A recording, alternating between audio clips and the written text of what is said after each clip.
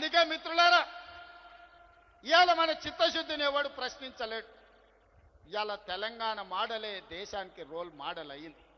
ఇవాళ ఈ తెలంగాణ మోడల్, ఈ కులగణన, ఈ జనగణన, ఈ 42% రిజర్వేషన్ దేశ రాజకీయాలలో సునామీని సృష్టించబోతుంది.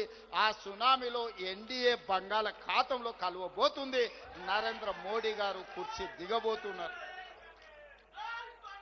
ఆనాడు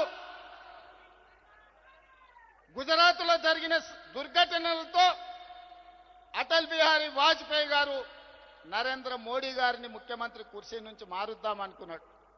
అది సాధ్యపడలేదు. నిన్నగాక మొన్న ఆర్ఎస్ఎస్ పెద్ద మోహన్ భగవత్ గారు ఇంకొక మాట అన్నారు.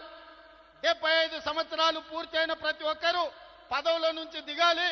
మేము లాల్ కృష్ణ అద్వానీని, మురళీ మనోహర్ జోషి గారిని 75 సంవత్సరాల నిబంధన పెట్టి వాళ్ళని ప్రధానమంత్రులను చేయలేదు. కాబట్టి నరేంద్ర మోడీ గారు కూడా రేపు సెప్టెంబర్ 17కు 75 ఏళ్లు పూర్తవుతున్నాయి, వారు ప్రధానమంత్రి పదవి నుంచి దిగాలి అని వారు చెప్పారు. కానీ నరేంద్ర మోడీ గారి పరమ భక్తుడు నిశికాంత్ దూబే గారు ఒక మాట చెప్పారు. నరేంద్ర మోడీ గారు కుర్చీ దిగరు, 2029లో కూడా ఆయననే ఎన్నికల్లో ప్రధానమంత్రి అభ్యర్థిగా ఉంటాడని. నేను ఒక మాట చెప్పదలుచుకునే వేదిక మీద, నరేంద్ర మోడీ గారు మీరు దిగొద్దు కుర్చీ, 2029 వరకు మీరే ఉండాలి.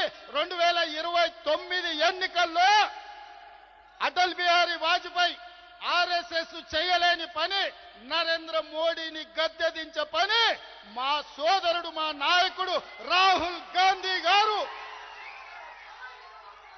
మా నాయకుడు రాహుల్ గాంధీ గారి నేతృత్వంలో మా ప్రతి కాంగ్రెస్ పార్టీ కార్యకర్త దేశం నలుమూలల నుంచి కార్యోన్ముఖులై ఎన్నికల యుద్ధ రంగంలో నరేంద్ర మోడీని ఓడిస్తాం. ఢిల్లీ గద్దె నుంచి నరేంద్ర మోడీని దించుతాం. ఇదే మా శపథం అని చెప్పి జంతర్ మంతర్ సాక్షిగా నేను చెప్పదలుచుకున్నా.